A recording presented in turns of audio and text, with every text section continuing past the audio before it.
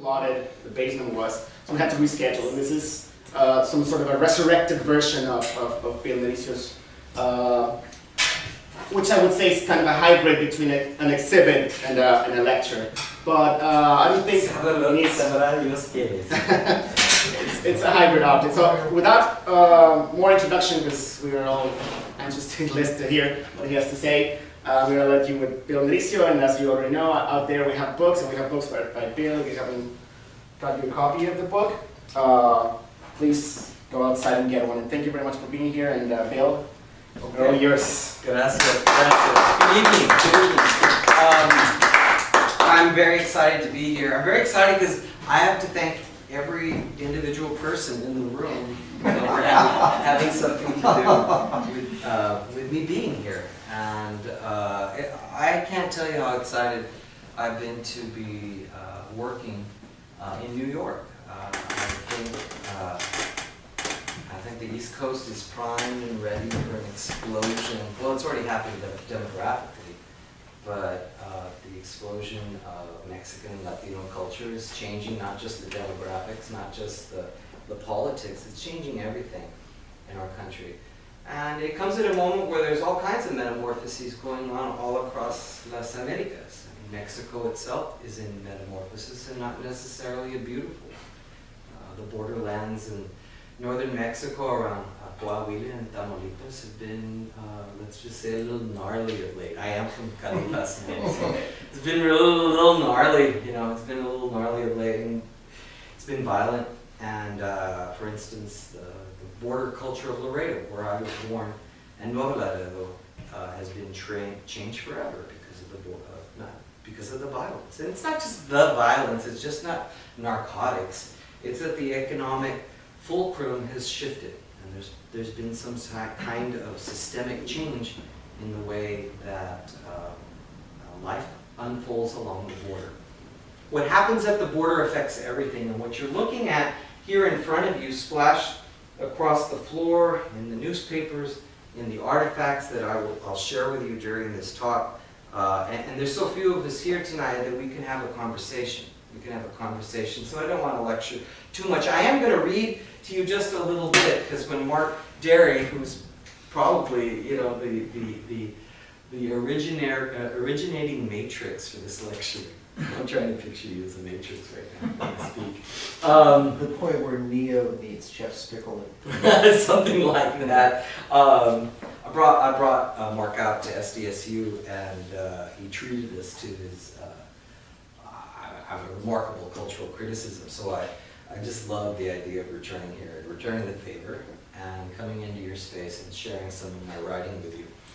The writing that I'm going to share with you is going to be limited because I don't want to read to you too much, okay? But I do want to give you a little taste of what happened when this book was published. This is my book. This is it's on sale, and literally on sale, because UT Press sells it for $27. But for you tonight, $20.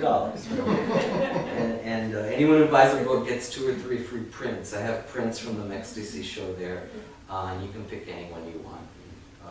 Do what you want with it, wrap fish, put it on the wall, give it to your children, you know.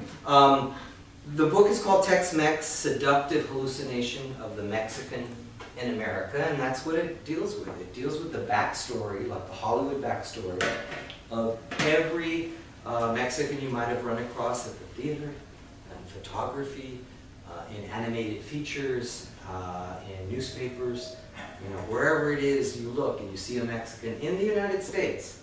The book tries to treat with it. You know, I like to think that I wrote the book on Speedy Gonzalez, you know, and there's a nice chapter in there also on Orson Welles' Touch of Evil, where Orson Welles emerges as a proto-Chicano filmmaker, which may or may not be bullshit, but I believe it. I think it's worthy to think of that strange Latinophile. He was a lifelong devotee of Latino culture and Latina women, and he seems in Touch of Evil to have captured something, and I try to deal with that in the book. But what this show, and what you're looking at as part of the show, is what happened after this book got published. This book got published, and something very funny happened. It actually started to get read. Academics are lucky if they sell 100, 200, maybe 400 books, And you're looking at an academic bestseller. I'm very proud of that. I'm personally proud of it, but I'm more proud of the fact that it's about Mexicans. And it's about dismantling specific and nagging and disturbing stereotypes of Mexicans in American culture, specifically regard to their intellectual capacity, which is one of the worst and damning elements of mainstream American attitudes towards Mexicans, which actually is a lift. It's a lift because a lot of the stereotypes that Americans use about Mexicans are just lifted from English attitudes towards the Spanish. And so the book tries to go into the meta backstory of the development of racial, ethnic, and national hatred between bordering states. And that's the beautiful thing about Mexico and the United States. You know, they are intimate. They're connected. Their destinies and their legacies are intertwined. And so I go into that in the book. So what happens? The book starts selling. The hardcover sells out. The first paperback printing sells out. It goes into a second printing, and then I get a phone call. This fateful phone call from McAllen, Texas, South Texas College, which is a community college in McAllen, but that's got a radically progressive art history department. And Rebecca Brown, a curator there, is one of these people. She calls me on the phone. This is the conversation. Hello, this is Rebecca. Is this Bill Nericcio? I said, yes. Bill, I'm a curator in McAllen, Texas. Have you ever thought of turning Tex-Mex into a gallery show? And I said, no, I don't even know what that is. She says, we'll probably be able to pay you $3,000. I said, oh my God, yes, I'm an artist, of course, yes, what can I do for you? What had happened was that 5 artists from San Miguel de Allende had canceled at the last minute bringing their show to McAllen because at the time la violencia was incredible, and there was all signs were pointing to their works either being commandeered, stolen, or misdirected, and so they canceled the show. McAllen had no show. I became the show. A friend of a friend of Rebecca had picked up the book and had liked it on Facebook. And the curator had seen that and followed the link and bought the book. And because she was an artist, she understood what I didn't even understand, which is, and that comes to the title of my presentation tonight, Confessions of a Mexican-American Hoarder, that what I thought of as my hoard, my hoardings, my personal collection, was actually something worthy or that had the potential to be exhibited in a way that would allow people who don't read books, and in a growing population in the United States, to walk through the concept of the book. And the concept of the book is pretty clear, and after I finish reading you some of this piece, I'll pick up some of the pieces and just talk about them. I'm going to close tonight with the big show, and this is the big show. One of the more important artists of this moment, I think, Isel Vargas from McAllen, Texas, also very curious. I'm from Laredo, McAllen. It plays a big role in the development of the art show Mextasy, based on Tex-Mex, and I will close with some thoughts about Estados Jodidos. But I had it here in the center. Salvador and I had talked, I had a whole, what do you call it, Tumblr,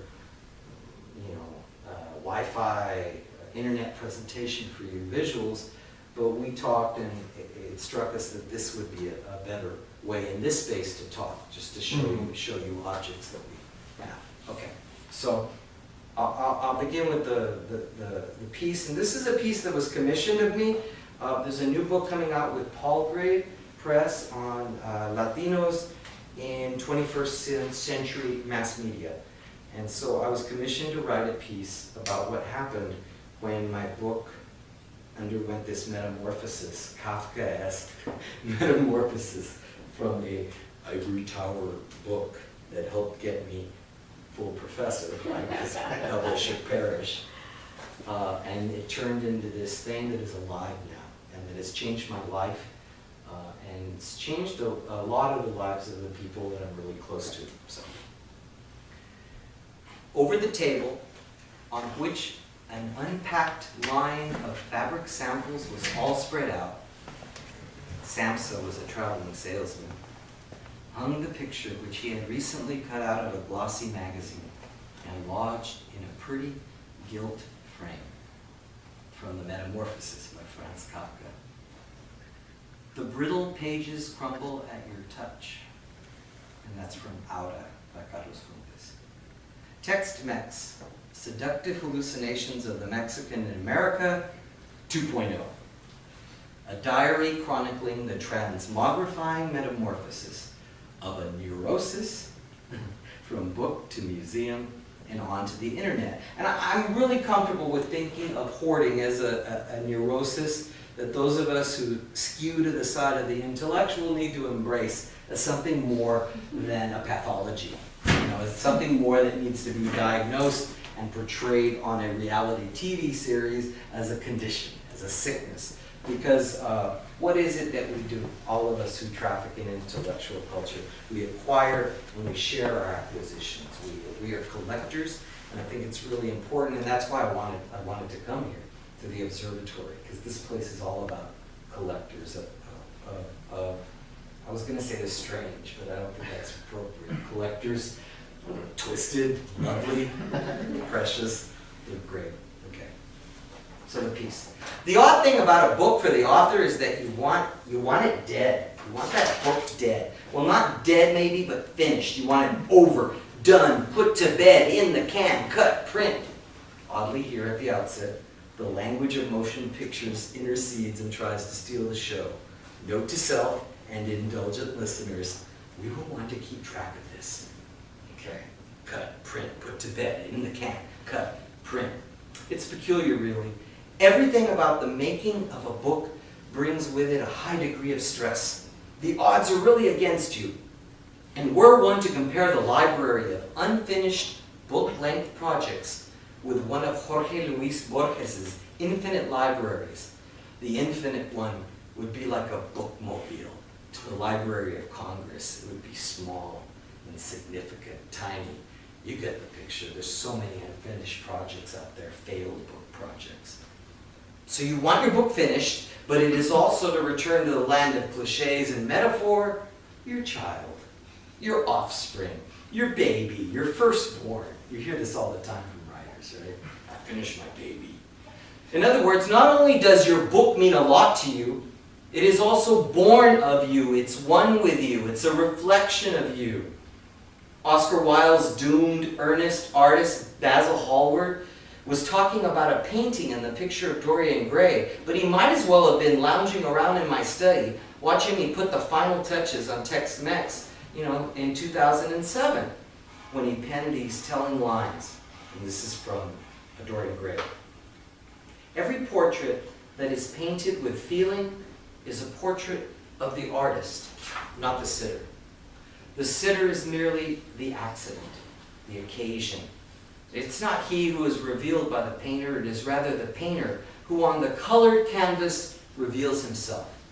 The reason I will not exhibit this picture of, and this is Basil the painter, right, of his haughty heartthrob object of love, Dorian Gray. The reason I will not exhibit this picture, Wilde writes, is that I am afraid I have shown in it the secret of my own soul. I love that line.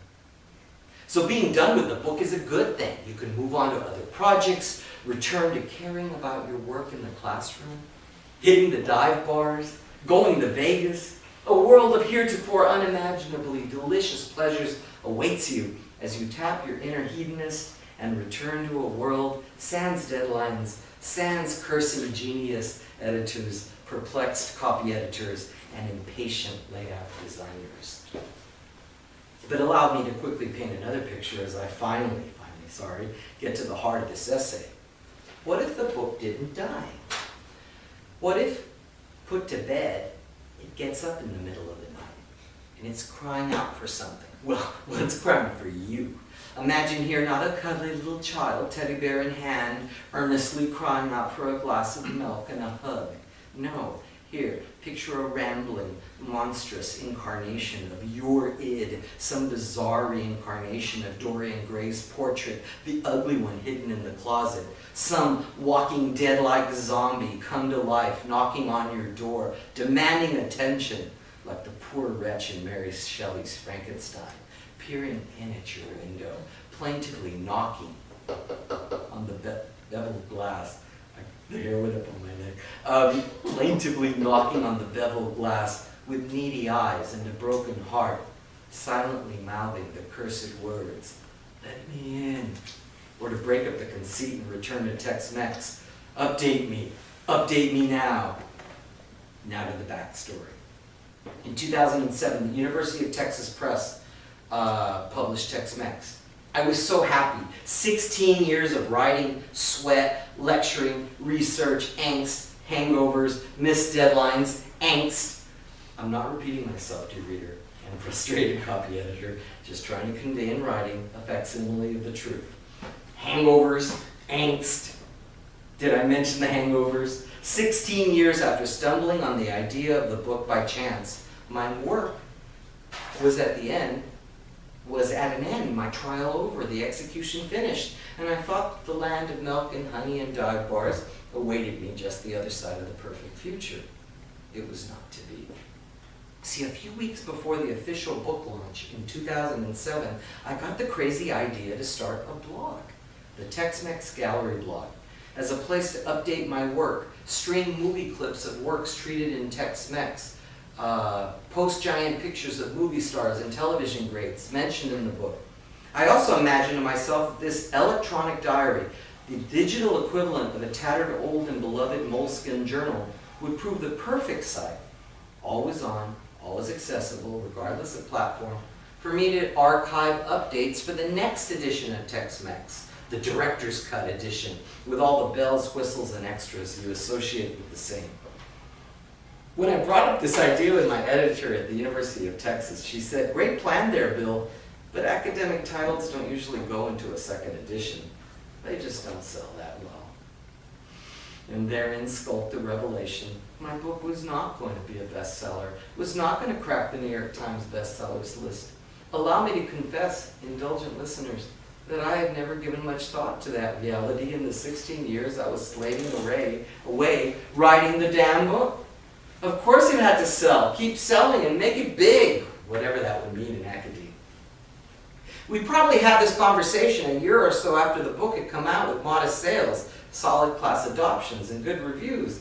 In that time, I posted over 100 updates to the Tex-Mex Gallery blog, film clips, advertisements, lurid pictures, gossip, stream comedy clips, memes, all the flotsam and jetsam one associates with the World Wide Web, aka the internets, the good, the bad, and the very, very ugly.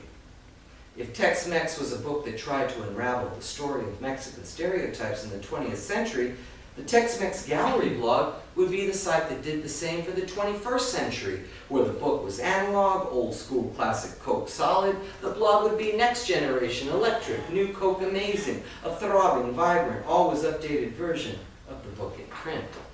That was the plan. That was the plan. The reality was something like that, but also something altogether different. And it highlights the changes we're living through right now in the world of letters, as our world, increasingly electric, post-analog, dizzying, changing, renders all the years of our training almost meaningless. And those who are getting a bit long in the tooth, like yourself, who still remember the excitement of the new bookshelves in our local research library, awake to the realities of Amazon.com, Books 2.0, MOOCs, Kindles, iPads, and the digital humanities. What happened now is all in a blur in retrospect. But on the morning I am copy editing, online of course, the penultimate version of this essay that you are either holding in your hands as a book, or reading it on a screen, or listening to at the Observatory here in beautiful downtown Brooklyn, right? On this fine cold morning, and this, when I wrote this, it was December 16th, 2012, just a few months ago, there had been 547,656 visitors to the Tex-Mex Gallery blog. As a direct result of the success of the blog, sales of the book, which one might expect to dip, given the free access on the web to so much more digitized material, have actually accelerated. It's now 2013, and 7 years have passed since the book was born, and close to 5,000 copies of this beast are walking this fine planet, making Tex-Mex a bizarre animal in the world of academic research. Academic research monographs where sales of 400 are a bestseller, or at least in any event what a hopeful university press accountant might wish for, while scanning the ledger sheets, quill in hand, of Bacchus to one side. These sales are not the result of any genius to be found in the pages of the book. I'm not an idiot. Nor are they a direct result of marketing by UT Press, nor of any Faustian bargain yours truly is struck with the nefarious dark side in order to enjoy some small taste of celebrity, cue shots of Lindsay Lohan from TMZ, you know. What has happened is that Tex-Mex emerged from the womb. All these metaphors, Freud, no doubt, cigar in hand, among other things, would have something to say about this, emerged from the womb at a moment when blogs were reaching their apex of popularity, which by now is now past. You know, even when I was writing this, blogs were already dipping. Other things quickly followed, and Tex-Mex followed these changes, became these changes. Since 2007, Facebook has been an electric social mover. Both Facebook has been a harbinger and an embodiment of change in the social relations, not to mention the relations of productions that obtain between author and reader, professor and student. And so it stood to reason that the Tex-Mex Gallery blog would have its own address on Mark Zuckerberg's ubiquitous machine. During the same time frame, Twitter became a global phenomenon, bringing about social change in Egypt and simultaneously raising personal narcissism and utter banality to a new level of preciousness. Still, when the blog's popularity grew and its Facebook friends mounted, it seemed natural that the book should have its incarnation on Twitter, and it does, cloaked there as @iGene, using the moniker for my next book with UT Press if I ever finish that beast. As the book has slowly worked through the innumerable and unpredictable iterations of these electronic metamorphoses, cue images of Kafka's Bugman writhing on the floor of his bedroom, uncanny picture of his beloved calling to him with her fur-muffed beckoning hand. I just love that part of the metamorphosis, right? He cuts out pictures in the magazine, some strange, bizarre picture of a lady in a fur coat holding out her muff to the audience. He puts it in a frame, and then he puts it on the wall. And when he's a bug, he loves it so much he even crawls over it and sticks to it. It's really gnarly stuff. But I love that scene. As the book has worked through these innumerable metamorphoses, I've not been able to keep track nor control the results of these transformations. It seemed at times that some unruly and uncanny force has been at work in the various and sundry metamorphoses that I've witnessed being associated with this study of Mexicans in the American imagination. People ask me all the time what the book about, and I tell them, imagine that Uncle Sam is a real man, this deranged, bitter old codger, and that he has nightmares about Mexicans. Tex-Mex is like Freud's interpretation of dreams. It's both a diagnostic tool to decipher the trail of hieroglyphs, biases, histories, wars, hatreds, and more that inform the construction of nightmare stereotypes. And, like Freud's opus, it's a twisted personal memoir, a confession that tells more about the painter than the sitter, to adapt somewhat Basil Hallward's cited above.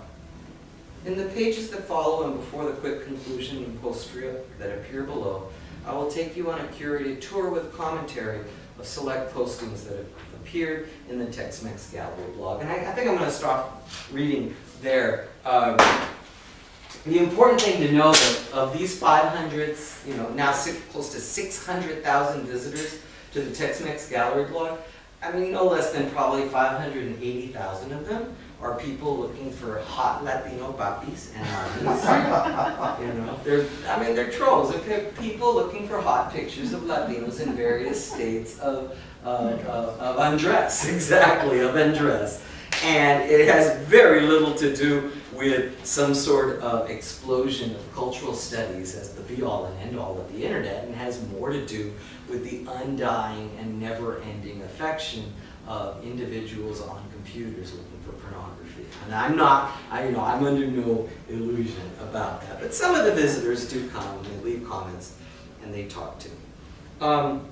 What you're seeing here in front of you, and what I want to talk about a little, are elements and pieces from the show Mextasy. Now, I changed the name of the gallery show from Tex-Mex to Mextasy because Tex-Mex, this book, is focused on stereotypes. Ugly Mexicans, dead Mexicans, the war between the United States and Mexico, the occupation of northern Mexico by American forces moving through Veracruz, Pershing, Patton, Eisenhower. They were all there, looking for Pancho Villa unsuccessfully. And they grew and they developed a relationship against Mexicans in northern Mexico that infected American attitudes and policy towards Mexico throughout the 20th century and is now totally informing American attitudes towards Latin America in the present context. The book is a Debbie Downer for Mexicans. It's a kind of, let's look at all the ugly things that have been said and done to us. If you want to, and for those of you who are in ethnic studies, you can look at Tex-Mex as another chapter in victimology. Let's see all the bad things that have been done to the Mexicans. But it does something a little more, and that has to do more to do with the show Mextasy. Mextasy has exhibits that look at the backstory of the book. For instance, this is the first graphic I ever designed for, I play graphic design, right? And this is one of the first graphics I ever did, and it's in Tex-Mex. And it's called, if I could keep it back to here, The Typed Subject, right? And it features Aunt Jemima, and it features Speedy Gonzales, and Aunt Jemima is not African, and Speedy Gonzales is not Mexican. I love the word not. I use it a lot. For instance, I have a series of illustrations called Not Chicano, right? And I'll get to this one in a second, because this is one of my newest works, and I'm very proud of it. The graphics for this particular image were produced for a series of presentations I gave in San Isidro, Los Angeles, and San Diego County elementary schools and high schools. I had a whole, my first 10 years of my career, I wouldn't just stay in the stupid ivory tower. I'd go out to the schools because the Latino push-out rate in San Diego County was like 75% in some barrios. I thought that was retarded. It was just sick. And so I would go out, but I wouldn't just go out. I would have music and I'd have slides. And what you're looking at here, fused in this one image, are two of the slides that I had. Because my talk was all about self-value, self-empowerment, and the destruction, the active, the thing about stereotypes is you cannot make yourself immune to them. You cannot make them go away. You cannot even by education remove images that have seared the synapses of people's minds through education. What you have to do with stereotypes is attack them in the same medium. If it came through film, you have to attack through film. If it came through photography, it has to come back through photography, through advertising. And that's what I've tried to do. I've tried to, like some deranged Don Draper from Mad Men. I want to rearrange the constellation of tropes that constitute the Mexican or the Latino or Latina in the American imagination in a different direction. And, it's like a tugboat against an ocean liner. It's tough because everything works against the flow. Everything that profits in Hollywood and in advertising has to go a little bit with the flow. It has to repeat, it has to be recognizable, or it doesn't sell. And it's all about sales. So what I'm trying to do is jump in there with something attractive, but that pushes in a different direction. And works like this are part of it. As I said, I have a series of works. The second work that I did is right over there to your left, the Not Chicano Speedy Gonzales piece. And the whole idea about not being Chicano is just, Speedy's cool. I'm not one of those ethnic studies types that tells people, you can't watch Warner Brothers because they hurt the Mexicans. Ay, Dios, no, Warner Brothers bad, Mexico good. I just don't do that shit. I don't believe in it. I don't buy into it. I love Speedy Gonzalez cartoons. I think they embody, not for nothing that Speedy Gonzalez in 19 from. How come a Jewish American animator in Hollywood, California, who had to change his name because he was Jewish, and his Jewish name would have hurt sales in the American South, was working hand in hand with other animators to create a facsimile of a Mexican that everybody thinks is Mexican? That's some complex, gnarly shit, but that's what ethnic studies and American studies is about. And so we dive into it. This is actually my latest work. This one and On the Door, Marco Rubio. What I like about that work is that most people, it takes them a little time to see that I've changed the words. A very bad Photoshop cutting, right? The cover of Time, Marco Rubio was the Republican savior, right? So he is now the repugnant savior. A lot of people don't see that. They just think, oh look, you put a mustache on Marco Rubio, you don't like humans. No, that's not what it is. It's, I don't like Marco Rubio. And he's definitely not Chicano anyway, so he's the repugnant savior. So that work is brand new, and this work here is actually new, and this is not Chicano number 17. And most of my not Chicano series, and I have a bunch of them here. Okay. So I have this one here, right? And then I'll just put that here down. And these others, I love this one. This one. I hope I don't repeat the number series. This is 13. 4. This one is not numbered. And then, oh, there we are. Okay. This one over here with the Abercrombie thing. I just started, and with the Brooks Brothers one. I just started hoarding images of gringos. Anglos, Caucasians, who were decidedly not Chicano. This one is No Soy Chicano, Gonzafos, and here are Brooks Brothers couple, are not Chicano, and obviously they're not Chicano. But the purpose of the whole series is just to have us begin to look at images and representations of Americans in ways that complicate things, complicate the pictures. A large part of the exhibit, Mextasy, includes also pieces that are in the book Tex-Mex. And this is some of my original research for Tex-Mex, and these images appear in Tex-Mex. And they're from a series of ads from the Four Seasons hotels, and these two in particular are quite telling. You can see these are Latino service workers. This is Maria, who guarantees that all your unwanted wrinkles will vanish miraculously within an hour. God, she's so good, okay? And this is Jose. Jose is a virtuoso at ensuring you always put your best foot forward. So he shined the shoes, she's gotten rid of the wrinkles, because you know that's all we Latinos like to do, is to do domestic service work, and we're good at it. Now, no insult against domestic service workers. Both my grandmothers were cooks and maids in Laredo, Texas. I am a descendant of Mexican service workers. But what strikes me about these representations, of course, is their ubiquity.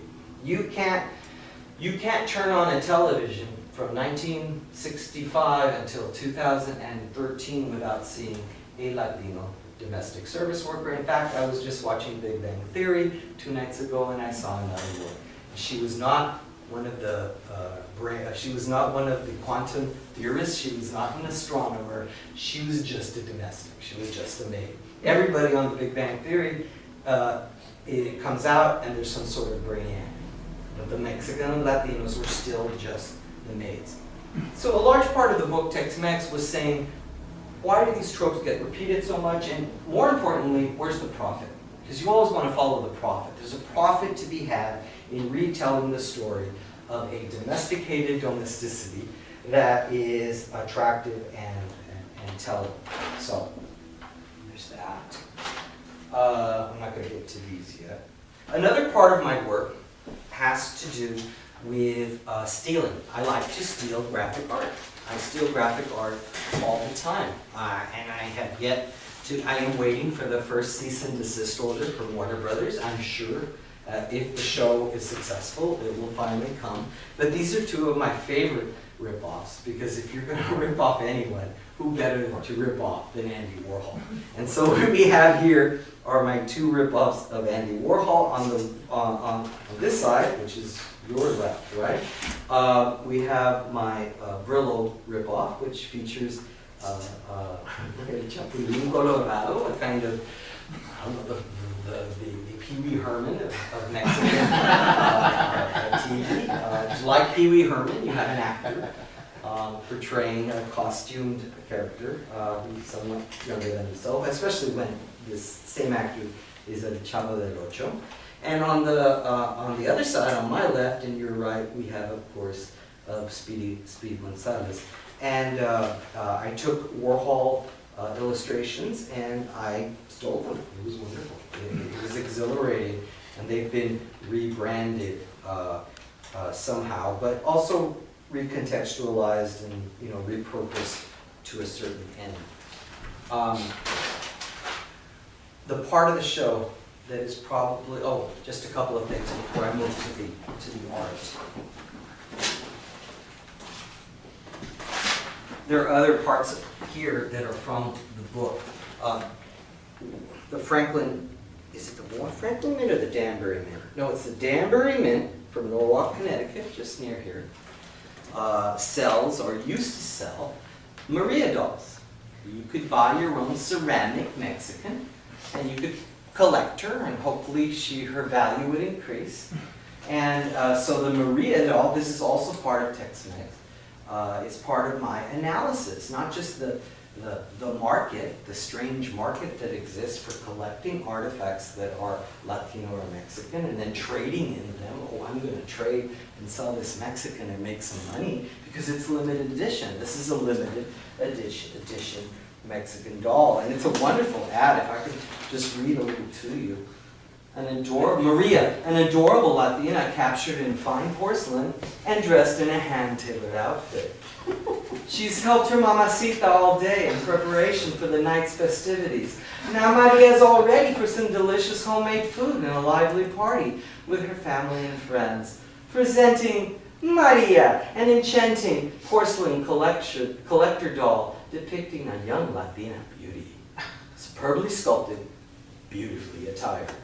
This Danbury Mint exclusive can be yours for just $75, payable in 3 monthly installments of $25, plus $9 total shipping and service. Your satisfaction is guaranteed. I love that. Your satisfaction is always guaranteed. It struck me that ads like these were just crying out for some kind of semiotic intervention. And so, in documenting seductive hallucinations of Mexicans in the American imagination, I thought it important to look at the ephemera of Mexicans as they float through the miasma of American culture. The other thing that I included in the work, of course, are filmed representations. So a lot of my exhibits from the show highlight Mexican superstars from an earlier age. This is Lupe Vélez, Colorado's photo of Lupe Vélez, and it also features a lot of paraphernalia from Hollywood. Here we have the Niños Thinking Badges, Alfonso Bedoya from Treasure of the Sierra Madres, and of course we have a scene from Touch of Evil, which is the centerpiece of my book. Orson Welles' meditation on the U.S.-Mexican border, and here's a promotional piece of advertising for Touch of Evil. All right. In the time that we have left, I want to switch and I want to talk about Mextasy. Mextasy comes about, and the name has some meaning that for me was very, very significant. Was that the year? It's an old building. Yeah. It's not a ghost. No. Well, Okay. it might be. We're not sure. Okay. It's La Negro. Oh, no, La Negra is right here. I play a lot with dolls. I mean, I'm unapologetic with it. A lot of these prompts I started using in the classroom. I started using them in the classroom because I wanted to foreground, as I do in the cover, the idea of culture as a fabric. That's something that is fabricated, that when we watch entertainments, we are watching puppets, and that the puppeteers are more important than the puppets, the producers, the corporations, Warner Brothers, Yitzhak Freely, the animators that produced, you know, this crazy Mexican character. So, you know, I'll do things like, you know, a lot of my friends work in the Border Patrol because I'm from Laredo, Texas. It was a great government job. But since 9/11, the Border Patrol has become part of Homeland Security. They're now part of a domestic surveillance economy that is growingly, that is utterly fascistic. And so, you know, I like to play with models and things like that to just, you know, get my students to start thinking differently about the role that uniforms play. You know, like when I if I were to put this on my head, I don't think I'm going to, it may be that, you know, it contaminates me in a certain way. I always remember that interview in Power and Knowledge that Foucault gives when they ask him, you know, how come the Paris Commune, the resistance, the student movement in 1968, when did it fail? And he says it was the moment that the workers and the students dragged the judge's table out from the courthouse into the street to have a trial. And what they didn't realize, that it was that the desk itself, like some sort of virus, contained within it the death of anarchy. That the desk itself was suffused and emanated a kind of state authority that would then be respected again. So anyway, I'm not going to put on that hat. Let's see. So, Mextasy. I hated the Debbie Downerness of Tex-Mex. I didn't want to end the book on a downer about "ay me hicieron," you know, I am a victim.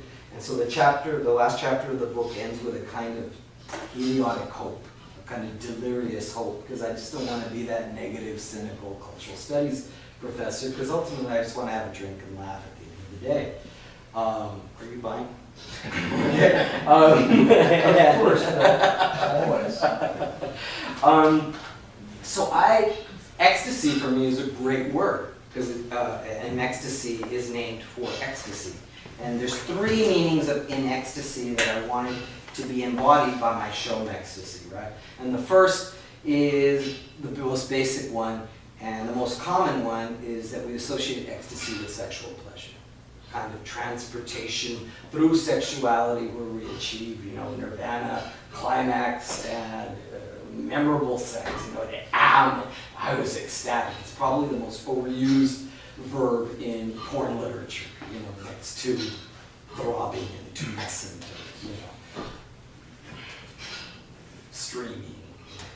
I don't want to get into that. That was ecstasy. That's the ecstasy I think we understand. Ecstasy also was probably, and more importantly, the definitive narcotic of my generation when I was an undergraduate at the University of Texas and when I was a graduate student at Cornell University.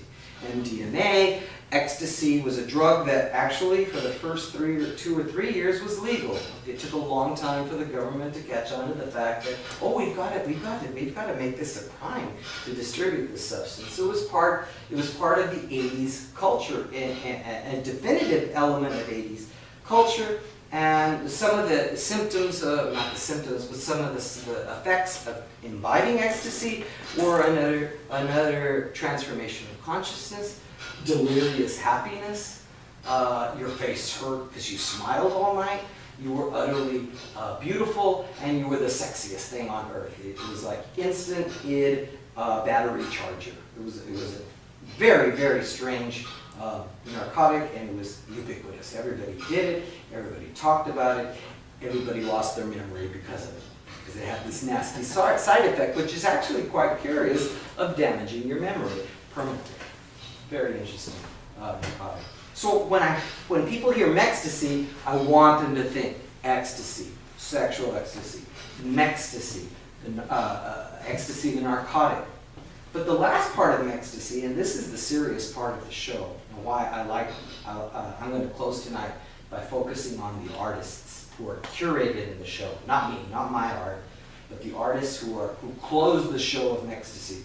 Is an old school idea, and this is, I have to confess, and maybe I should drink the sacred wine here before I make my confession. I'm a recovering Catholic. I was an altar boy. I was a lector. In second grade, I did the readings for my Catholic church because I went to Blessed Sacrament Elementary, and I did the readings. And I was not an altar boy, I was the lector, so I read, but I was, in the garments, in the garb, and I thought for sure I was going to be some kind of priest until, I think I had already discovered women. But I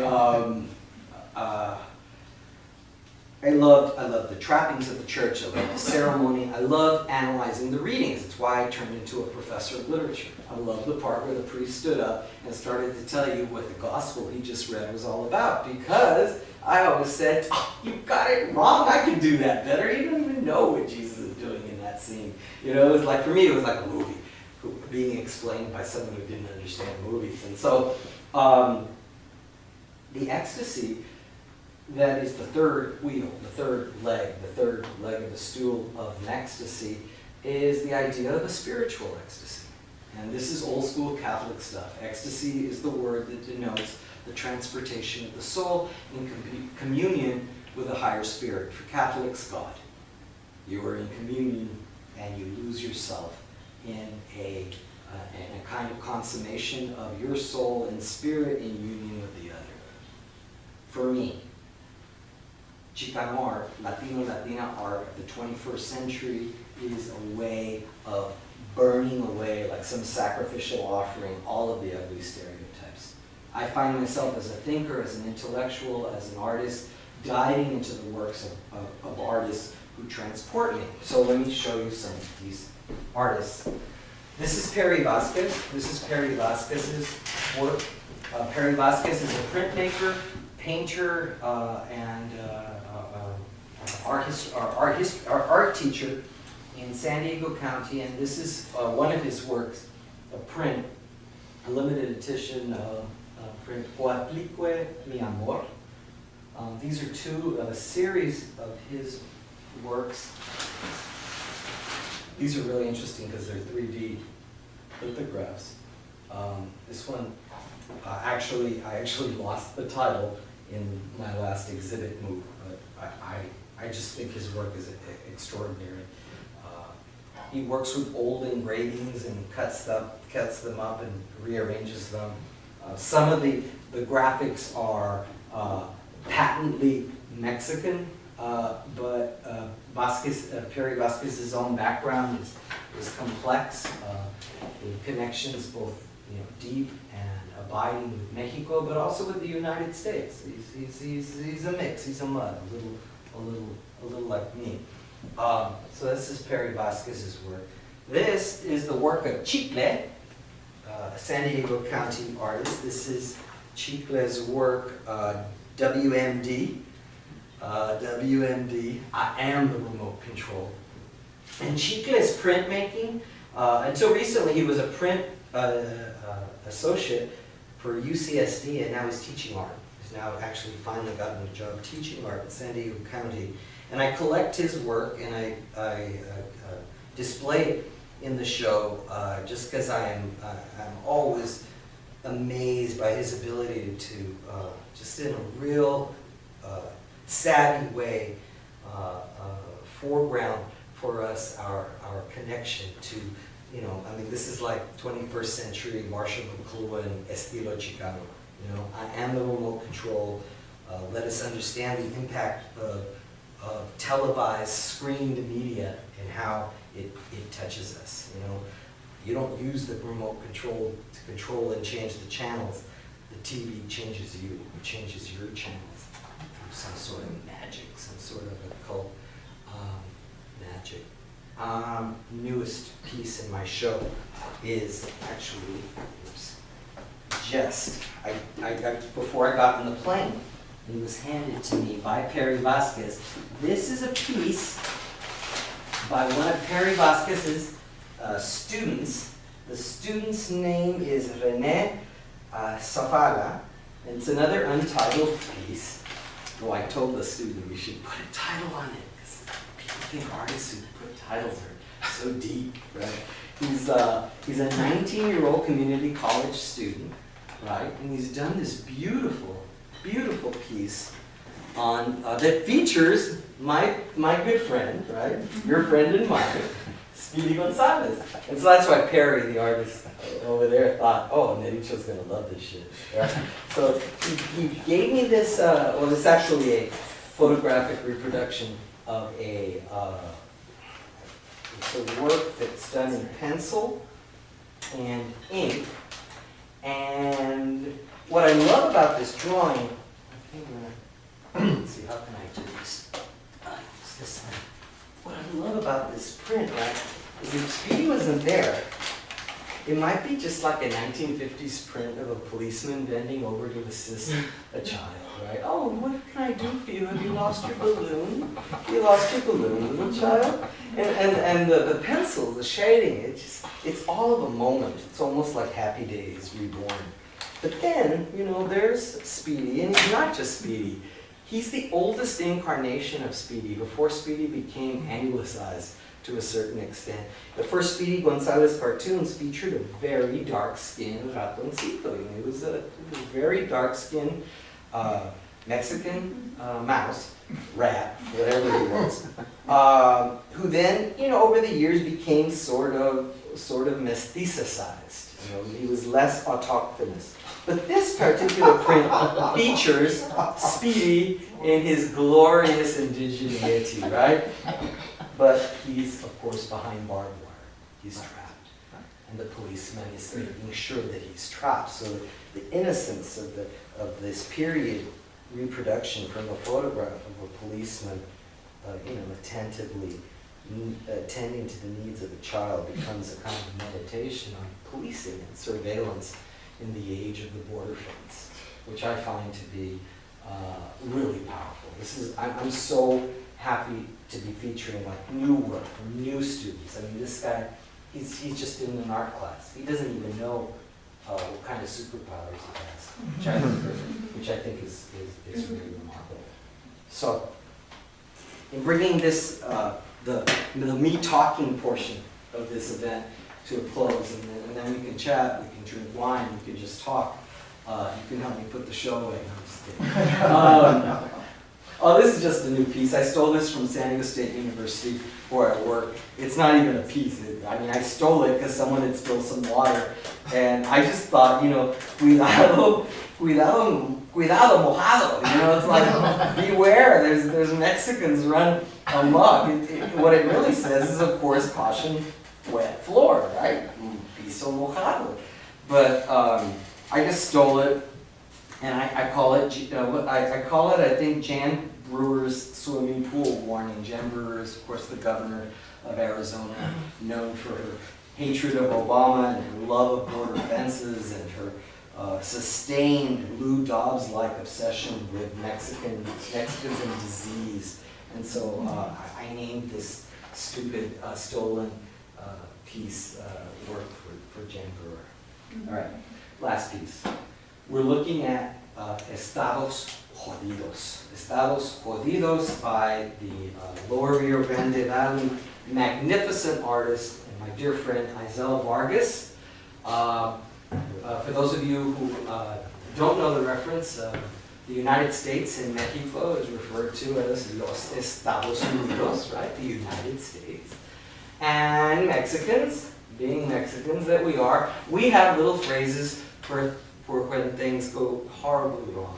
And one of the things I know I grew up in Laredo hearing, and I now say is a very common phrase, is que estamos jodidos, which means we're fucked. You know, like the shit has really hit the fan, estamos jodidos. What Isel Vargas does in this print, which is all about the syncretic knitting together of the history and the destiny of Mexico and the United States, is he puts them together, and we get the pun, we get the joke, Estados Jodidos, which roughly translates to the fuck states, the messed up states, the states that are in a state of being fucked up.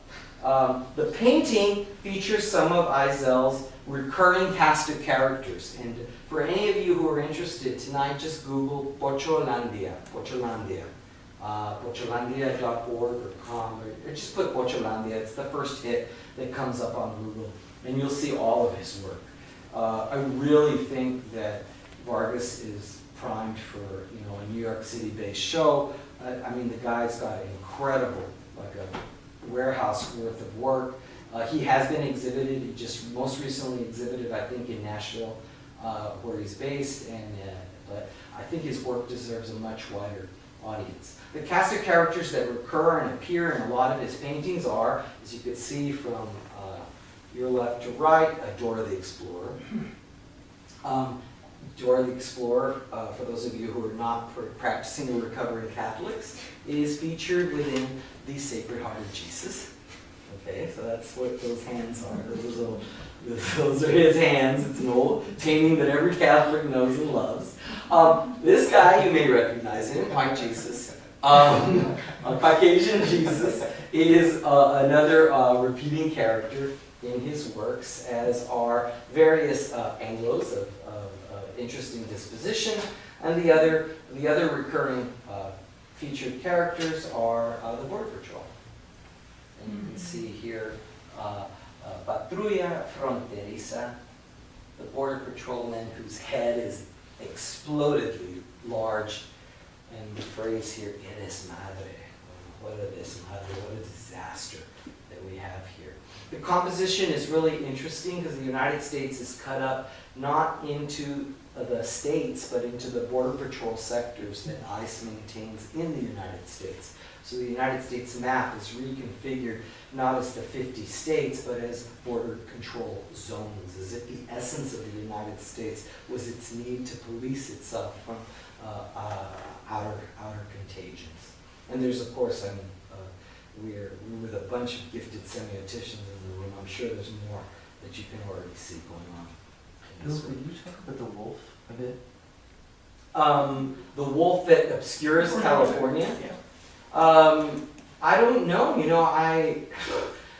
I know until about 6 weeks ago, wolves had been totally annihilated from the space of California, and that one snuck in carrying a collar. So I don't know. Coyote? Well, yeah, there's also that. There's a wolf. It's a coyote. It is, he told me when we were out one night, because we had it up, and, oh, Mark, what a question. Is it some I don't reference to how Edit that out of the scene, okay? Have that look on my face because Barry asked me something I don't know. Yes, Is it a Mark. reference to how the wolf survived by Los Lobos, or is there anything in that tradition? Eisel's not, I don't know. He's more of a punk rock guy, I don't know. No, It's it's the word what, coyote. It does say coyote. Right. Yeah. So one would so think it's that not a wolf. it's a It's not- reference, coyote. it's a Yeah. reference to the transport Mhm. undocumented Yeah. workers into the space of the United States. But there's no reason why we can't project Los Lobos and your affection for them onto the campus. It's our criticism. You know what we can get away with, Mark. I'm not entirely sure. Anyway, I love Eisel's work, and until recently I had two works. I actually own this piece, and I had to return the one that I loaned to him because I folded it wrong. I got it wrong. It did some bad things to it, so I got to return that one to Eisel. And I couldn't fit it in the suitcase because they only let me bring 50 pounds of stuff, and this is 46.3 pounds of Mextasy resistance. All right, thank you very much.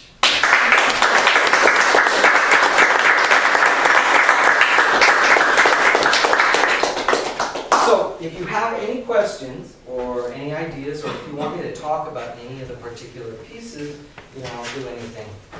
This is your time. Yes. I do have a question. Yes. because you were talking at the beginning of your lecture about hoarding and how hoarding shouldn't be treated as a sort of disease and stuff. And Except for some of those people on that show. right, actually, yeah, hoarders or animal hoarders. There's also that show, but Oh, I haven't seen yes, that. have corpses of dead cats under their mattresses and stuff like that. So it's sickening. But anyway, Eso no va a pasar en mi casa. but you know, it raises to me the question of contamination and fetishistic nature of all these stereotypes and how you know you bring into play the erotic factor, the fact that when you were just describing, brings to me again the question of the fetish, of the question of these objects that we tend to infuse with a certain meaning that goes beyond just their objecthood and for us have power.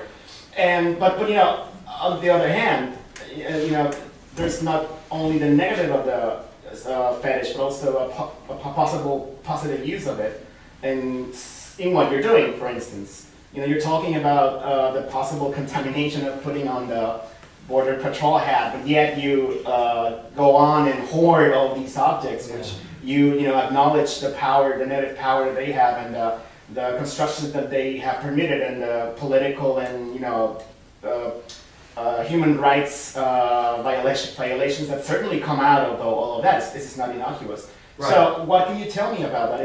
Is there a possibility of approaching these objects and keeping their fetishistic nature, but somewhat subverting them, reappropriating them? Yeah. What's your personal take on that? Look, I'm a failed biology major. I dropped out of UT's biology program my second year, and I ran to the English department because the only thing I knew how to do other than do science, because I was a real science and math geek, was write. I thought I could write, and I used to be the high school cartoonist and illustrator. So I'm really my initial intellectual consciousness is still suffused with the ideas from biology, and one of the things I think of when I think of rebroadcasting stereotypes, because I get that shit a lot, like at conferences, the smart profs will say, and especially when I'm dealing with women, you know, I'll get attacked and say, you are merely reperpetrating the act of exploitation that has reduced the female figure to an object, and you are, like with Lupe Vélez, you know, because I wrote this piece about her and vomiting as a kind of sacrifice, because she died in her vomit. I mean, that was the story Kenneth Anger told, this bogus, but that's the story people believe about her death. And so I get these questions or assaults, and you know, it's part of academia, we're used to that shit.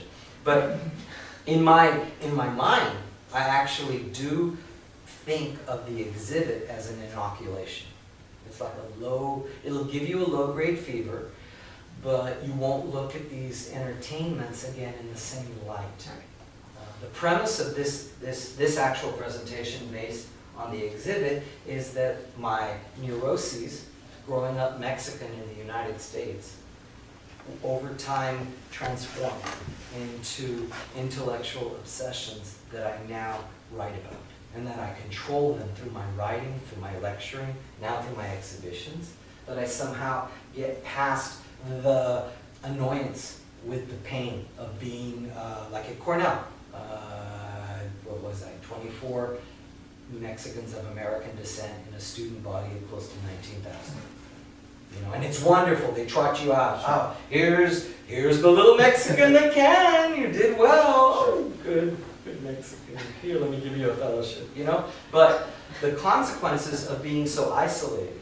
You know, I mean, this is the most bizarre thing. I went from Laredo, Texas, you know, the highest density of Mexicans and Mexican-American in the United States, outside of like a couple of barrios in East LA. The density is like, when I was growing up, it was like 97% Mexicano.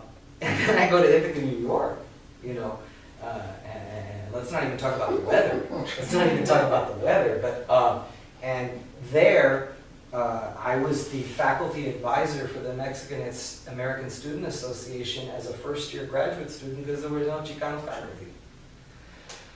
And I go from in Laredo passing as a Sicilian because I wanted to get dates, because everyone's Mexican. You're not going to get any place saying you're Mexicano. There's no sex value there. You know? I was Nericcio, the Sicilian, you know. And I go from that to, you know, being isolated in Ithaca, where now I'm some sort of avatar of successful Mexicanicity in a culture that views Mexican the potential for Mexican intellectuality as bullshit. You know, in the book Tex-Mex, I write about teaching one of my first classes on the modern novel at the University of Connecticut, my first job. I was talking about Octavio Paz, Laberinto de la Soledad, and I was talking about the Mexican intellectual tradition of the 20th century. And some idiot in the back started laughing. Because the conjunction of the word Mexican with intellectual was laughable. And I knew in that moment that I couldn't even teach Paz and Elena Poniatowska and Garcia Marquez without first addressing what each of those students had brought into the classroom. And so it changed my career. I was going to be a Latin Americanist, a literary critic. And then I started writing about film, because I had to write about the contagion. I mean, I had to somehow inoculate, because I'm a teacher. I really am. I mean, before I'm anything, I'm not a curator. I like to write, but I don't really always think of myself as a writer. I think of myself first as a teacher. And so I had to address what I saw in the culture that I thought sucked. And so I started collecting. And then the collection now has turned into an avocation. You know, so it's nice. It lets me meet people like you, which is the best part of this job. Thank you. Thank you. Any other questions, comments? I have a question. Yeah, what's up? Because I know Elisa was too polite to actually ask this question, but as the husband of a museum registrar, is there, is the sort of very haphazard way that you're presenting this material with very little care for the delicacy of these pieces intentional? Is that part of the pathology of your hoarding, or is it just sort of the rush to get, because I use Scotch tape? I'm not one of these artists, who says, well, figure it out. I don't do that shit.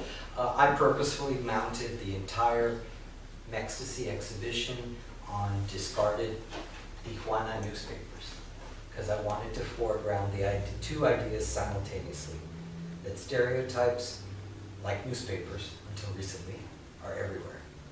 They're ubiquitous. They're always there. And they have no value once they've been read. They're disposed of. But it's the same idea. They're ubiquitous. They're everywhere. You can't forget them. You can't live without them, whether it's on your iPad or really on paper or on your workstation. You're reading newspapers. You're consuming the news, and the news touches you. It redirects you. It moves you in certain ways. So the entire show, the new works, I'm starting to mount them on brown butcher paper, just because the newspapers are starting to disintegrate, and I'm going to have to mount the newspapers on craft paper so that they don't degrade more. But yeah, there's an idea there. I don't, I think what am I? I'm a born again Derridian, and the margins do speak in ways that are palpable and loud. And in that respect, I was very thoughtful about the way I framed the show. I wanted the pieces framed on disposable newspaper. And the most beautiful thing happened at the University of Washington in Seattle. It was my last exhibition. I took over the Ethnic Studies Center, and I even got into a little fight with the coordinator, because they had given me a room half this size to put up the entire show. And I said, no. It needs to be in this space. And I went out into the front lobby, which is, I don't know, like 7,000 square feet. And I basically got permission through, because I am from Laredo, and I know I've actually worked in like Pulgas. I know how they negotiate. And I got them to let me put the show on all of the windows of the student center. And so the show went up, and from the outside, it was a big desmadre, because it looked like someone had put up a bunch of ugly newspapers, because the show was facing in. So you had to come in to see what the hell's going on in this building with all this trash on the windows. But it's not trash. It's just trash. Yeah, but thank you. It's, that's what I'm trying to do. Newspapers, fish wrap. Floor. Well, here, yeah, what was I going to do? A new exhibit just went up, and I had to respect the space of the new artists who have just put up the work here. And so I had no choice but to go to the floor. I didn't want to cover them either, because that's like, you know, tagging another person's tag. Though I did try to get Salvador to let me, but he wouldn't let me. So I had to respect my host. And so the show goes on. It's the Scotch tape that really sort of unsettles me. That's what the man does. That's right. That's what a man does. Man just works, Mark. I got this whole spiel. I've been staying with Mark and Elisa, and my son complains about a lot of things, and I was telling him he has to toughen up because I have this Depression era mentality that I inherited from my father that you just make do. And so yeah, so I just use tape, Mark. What one does, one just puts tape, puts it up. These exhibits, actually, I didn't get to talk about these. I'm really proud of this. What happened as a result of my neurosis of collecting Latino stereotypes is that it occurred to me that any damn ethnicity or race or whatever you want to call it that gets transported into representation is bizarre and strange. So I've started collecting bizarre Caucasians, and these three are parts of my what I call the Caucasian bestiary. If you go to my blog, textnext.blogspot.com, and you type in Caucasian in the search engine, you'll see these things. And actually, I'm gonna pass this one around. This one on top here. Did you see the tape? Mark? Yeah. You see that? And then the tape becomes part of the artifacts. It protects it.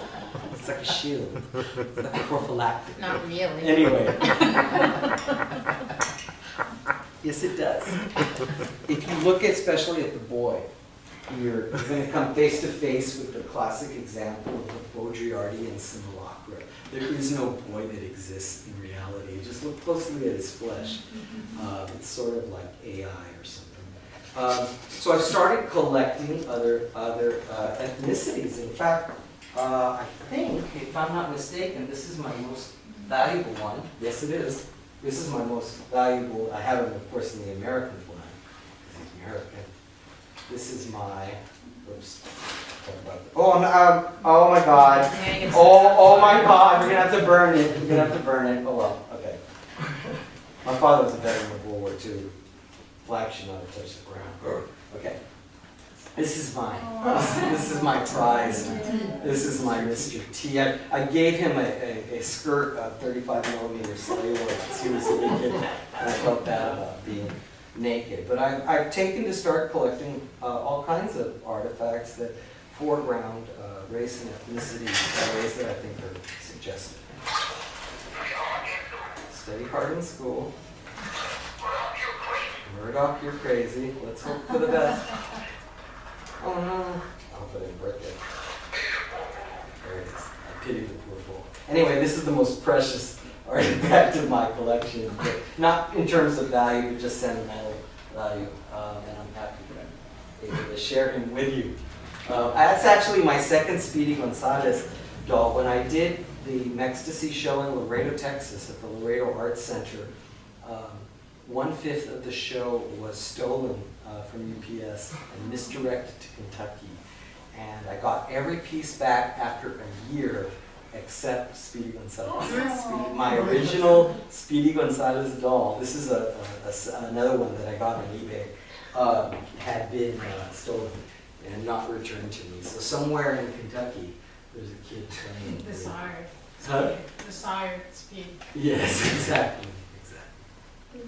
Yeah. You can actually collection a new Mexican Barbie with her Chihuahua. And her passport, it just came out. I Yeah. saw that, yes. Yeah, She but comes- they already apologized. Did they apologize? They did, Oh, but you know, I Mattel. think it's like just like rote behavior. They just automatically apologize. I tell you, if I was a Mattel executive, I'd be happy with the controversy. It's going to move more dolls because idiots like me will, oh, I gotta have one of those for the show, right?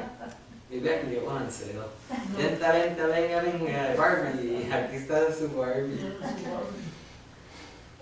I would like to ask you a question too.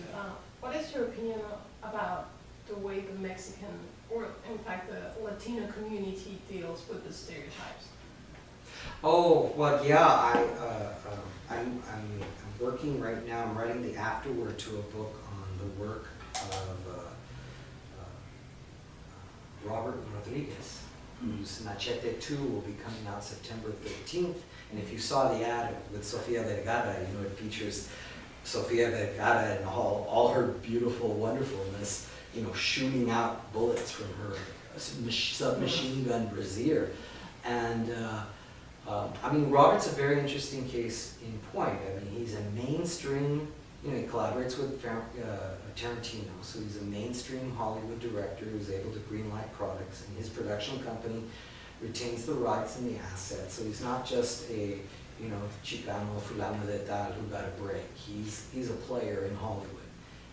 What is he doing with his access? What does he do with his work? Well, with Machete 1, one might say, oh, well, he's ironically playing with the idea of Mexican violent representations in order to tell a new story about, you know, Mexicans along the border.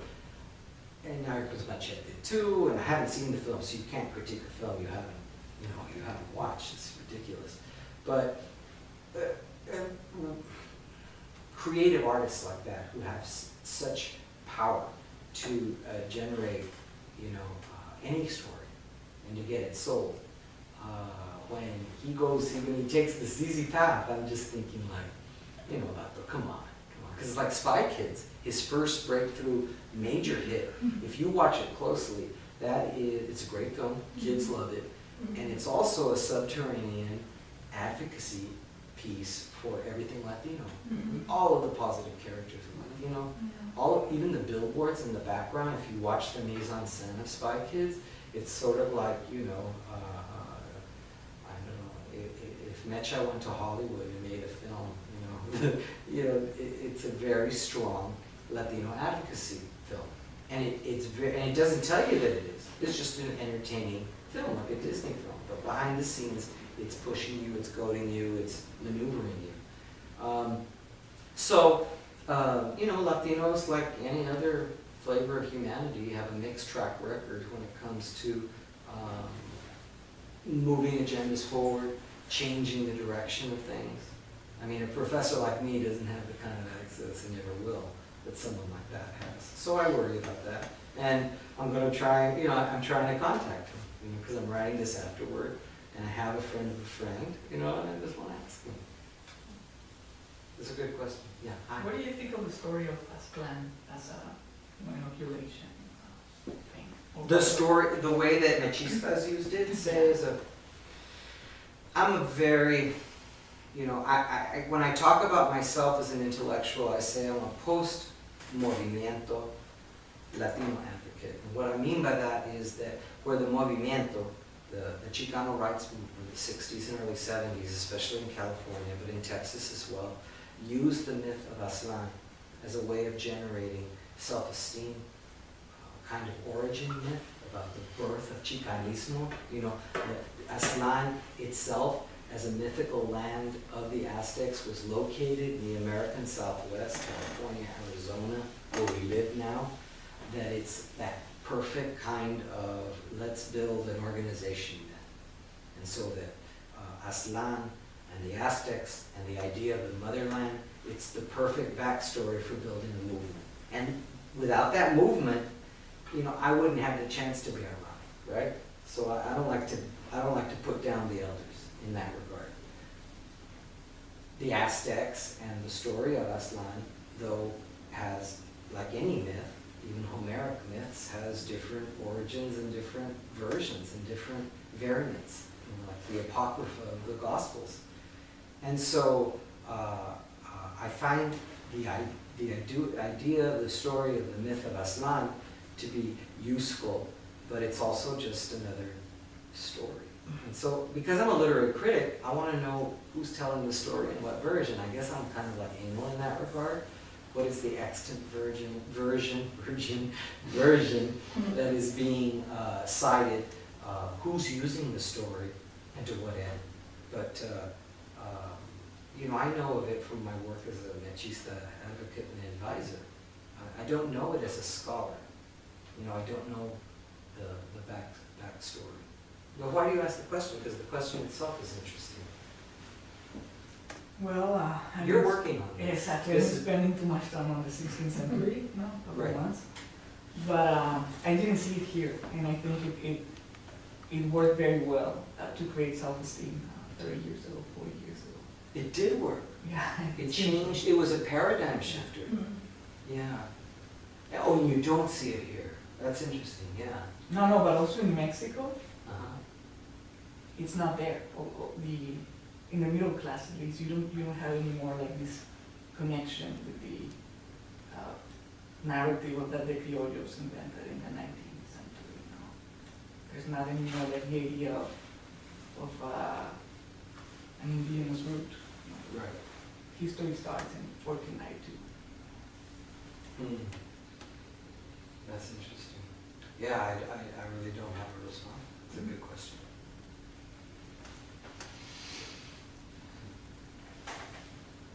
Yeah. Well, Okay, Mark, Yeah. Mark. actually, listening to you talk put me in mind one of the most peculiar lines in a very peculiar essay, Sontag's Notes of Camp. An essay that is growingly more problematic with each passing year and retrospectively looks odder and odder. An essay in which she sort of handles the gay sensibility with forceps and gloves, never tipping her hand about the fact that she herself is gay. And she approaches what she believes to be the kind of quintessence of a certain sort of epicene gay sensibility with the opening remark that to truly understand any sensibility from the inside out, you have to approach it, as she puts it, with a deep sympathy modified by revulsion, which is odd the way she conjoins the two. You must be both sympathetic to a subculture, to do a kind of Geertzian participant observer ethnography and anthropology, but that tellingly and crucially for her, it must be, as she puts it, modified by revulsion, which you might think is kind of a Marcusean insistence on critical distance to really get something, but she's also kind of kneeling at the altar of homophobia when she says that. She's reminding the reader that yes, she too is sufficiently revolted by the subject matter she's about to wade into. And so I'm very curious to hear you kind of problematize and tease out your own, I would hope, somewhat conflicted relationship with the minstrelsy and the kind of gollywog sensibility that you have to traffic in as you do what you do. I'm interested in the guilty pleasure you take in the work, because you were talking a moment ago about actually being fond of speaking to the songs, being fond of some of these images, and in a way it rhymes with or harmonizes with collectors of gollywog imagery and kind of sort of Sambo imagery, Right. or Jews who collect sort of Holocaust imagery, which is far more infernal and problematic in a way, and arguably they take less aesthetic delight in the surface, but nonetheless there's always that reverberation, that frisson, that dissonance between the aesthetic surfaces of things and their contents. And you've kind of alluded in passing throughout the lecture to the problematics of representation inherently. That representation is always already a devil's bargain. That when anything is represented, it's necessarily caricatured and therefore kind of eviscerated. And yet at the same time, Right. inversely, it gives us the critical distance to appreciate the surface of it, even if we find the interior of it problematic. It's like, the devil always has the best tunes, the Nazis have the best uniforms, we can watch Triumph of the Will and think about it as a masterpiece of propaganda, even as it's utterly revolting in terms of its content. And so I'm just curious to hear you talk a little bit about your genuine love and affection Right. for some of the most troubling images that you traffic in. Okay, well, let's take it back to, the title of this piece, this wink, wink reference to my collecting and archiving and my curatorship as a hoarder, First of all, just to be frank, I don't like to take myself too seriously, and I think academics who do are dull, boring, and that they alienate students in a way that turns them off to intellectual culture, and I never wanted to be that dick. So that's part of it. But the other word, or the other concept that you're talking about, I mean, this idea of, what Sontag, what this double move, right? Sympathy and revulsion, I think is already built into the word that Salvador was using, or I mean that I used also, which was fetish, right? Which comes from the word fetiche, right? Fetish, which is actually an object, and it's an object that early anthropologists would see primitive peoples, dutifully worshiping and developing relationships with totemic objects that the smart anthropologists refer to as these, primitive fetichistic attachments to occult objects. And the funny thing is that I think actually, I'm making fun of the early anthropologists, but I think they got it right.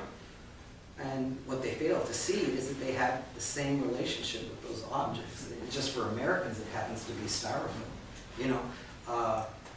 We develop incredible attachments to objects that pop. I mean, we surround ourselves in our rooms. I mean, those of us who are not utterly, minimalist, with objects that tell us stories and that also simultaneously tell a story about ourselves. Many of these artifacts used to just be stuck to the wall of my office because I would be looking at them and I'd be thinking about them because I was writing my book and I was trying to provide myself with inspiration to finish this damn thing that took 16 years and that originally appeared in many different venues as different kinds of articles.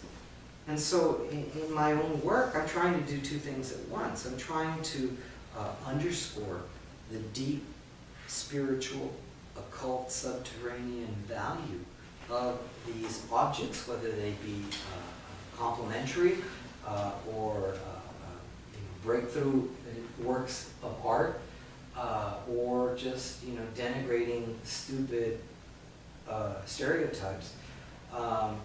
But I'm also trying to tell a story about valuing your curiosity. I mean, again, the teacher in me. What is your, not I have an obsession that I need to be cured of. Why don't you have an obsession? Why do you mask your obsessions? Why do you not, I mean, to my students, I'm always haranguing them. Why must you continue to act like you're an 11th grader who can't stand up in the middle of class and say, these ideas wow me? Why must you always mask it? Why are you always too cool for school? Why can't we all stand up on a chair and scream about the things that we love because we're going to die soon? Why can't we all be sharing our fetishes with each other in a way that is informing? My fetishistic attachment to remarkably painful representations of Mexican stereotypes throughout history is a way of protecting me from their power. Having lived and survived through an academic system, I really, between you and me, don't think I was supposed to thrive in. I often think that I'm in the wrong business. That I'm constantly made aware that I am different. And it's not because I lack something, it's because I have something that is different in academia. And I now I'm in my 50s, I've only come to understand it and value it. I used to apologize for it. Yeah. I guess that's my answer. One quick follow-up Of before course. me. Is there a Mexican inversion of sort of other side of the looking glass parallel to this whole gollywog cosmology of caricatures of Mexican? In other words, is there inversely a kind of mirror world parallel in which there are caricatures of the Gabacho, the Anglo? Oh, absolutely, absolutely. And have you ever thought about exhibiting them side by side to create a kind of dialogic relationship between those stereotypes? No, I haven't. I'm going to leave that to some other curator. I know exactly what you're talking about. Is it as elaborated? In other words, is it in the black? I think it would fall to a Mexican national to do that work. I'm American. But are you aware that there is such a cosmology, that it's built out to the extent that all of this Well, is? yeah, but it's not the primary focus of the curatorship. I mean, Yeah. it's not what I have. But if push came to shove on Google tonight, I could come up with something really fast. But I'm not the guy that has done it. But that's a very good question. Yeah, it would work. Be a juxtaposition. It'd be a good thing. Yeah, cool. Thank you. Thank you very much. Well, thank you very much. And destroying My art! all pieces of art here. What are I'm you sorry. doing? So, track them to eBay. Thank you very much for coming. And if you write your names in our list, you can find out about other events that we have here and have a glass of wine and have a conversation with Bill. Thank He'll you. stick around. Thank you. Thanks again Thank for you. being here. Thank you.